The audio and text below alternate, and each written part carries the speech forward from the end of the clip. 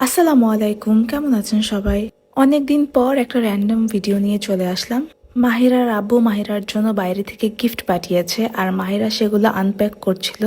নতুন নতুন গিফট পেয়ে তো মাশাল্লাহ মাহিরা অনেক খুশি, আর আম্মু ওর কাঁধে আরেকটা ব্যাগ ঝুলিয়ে দিয়েছে, এটাও ফাহিম ভাইয়া পাঠিয়েছিল। বক্স থেকে নতুন নতুন খেলনা বের করে ও অবাক হয়ে গিয়েছে পুরা। খেলনার সাথে সাথে মাহিরার জন্য আরো অনেক নতুন ড্রেসও পাঠিয়েছিল, এবং সাথে আহিলের জন্য আহিলের মামা অনেক ড্রেস পাঠিয়েছে। এটা ছিল একটা অ্যান্ড এটা ছিল সেকেন্ড ড্রেসটা। আর নেক্সট দিন আম্মুর বাসায় ছিল মিলাদ। আমি আর মাহিরা সকাল সকাল ঘুম থেকে উঠে যাই, আর আমি কয়েকদিন আম্মুর বাসাতেই ছিলাম। আম্মু মিলাদে আমার বাসার সবাইকেও ইনভাইট করেছিল, এবং সাথে সাথে আম্মুর একটা পার্সেল চলে আসে যেটা আমি অর্ডার দিই। তখনই দুই ভাই বোনের ভালোবাসা দেখে আমরা তো অবাক হয়ে যাই। মাহিরা ইদানিং ইজানকে দেখলে অনেক বেশি আদর করতে চায়। সবাই প্লিজ মাশাআল্লাহ বলবেন ওদের জন্য।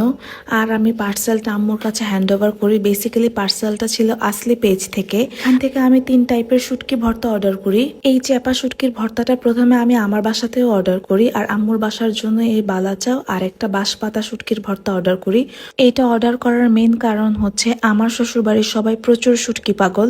আর আম্মু যেদিন দাওয়াত দিয়েছে, আম্মু একটু অসুস্থ ছিল, আম্মু কোনো ভর্তার অ্যারেঞ্জমেন্ট করতে পারেনি, তাই ইনস্ট্যান্ট এই ভর্তাগুলো আমি কাজে লাগিয়ে ফেলি। প্রথমে আমি বালাচাও রেডি করে ফেলি।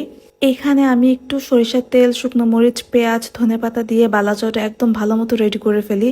আর খেতে এটা এত মজা হয়েছিল, নর্মালি কোনো তরকারি না থাকলে শুধু এটা দিয়েই ভাত খাওয়া যায়। এছাড়াও আম্মু মাছ, ডিম, চিংড়ি মাছ, পোলাও, গরু, মুরগি অনেক কিছুই করেছিল, বাট আমার শ্বশুর বাড়ির মানুষকে আমি ভালো মতোই চিনি।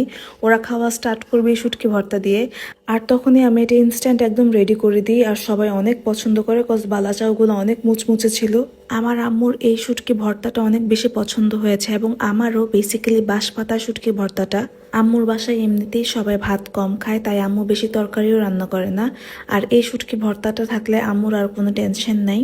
আপুকে ভর্তাটা দিতে আমি খুবই ভয় পাচ্ছিলাম, কারণ শুটকি ভর্তা নিয়ে আপু খুবই পিকি। যাক, তবে শ্বশুর বাড়িতে আসলে পেজের কারণে আমার মান সম্মানটা একটু বাঁচলো।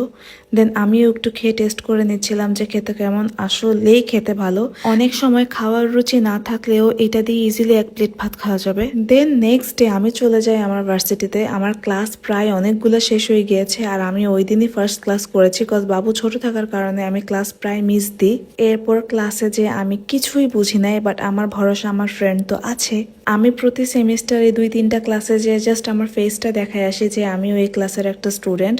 বাবু হওয়ার পর থেকে আমি একদমই রেগুলার ক্লাস অ্যাটেন্ড করতে পারছিলাম না। আমাকে দেখে ফ্যাকাল্টিরাও কনফিউজড হয়ে যায় যে আমি আদৌ এই ক্লাসের স্টুডেন্ট কিনা।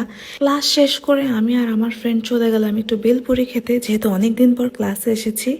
পরে শ্যাডোতে যে আমরা 1 কাপ চা খেলাম। দেন মন খারাপ করে বাসায় চলে যাচ্ছিলাম, কারণ ক্লাসে যেয়ে শুনেছিলাম যে নেক্সট ক্লাসে নাকি আমাদের মিড।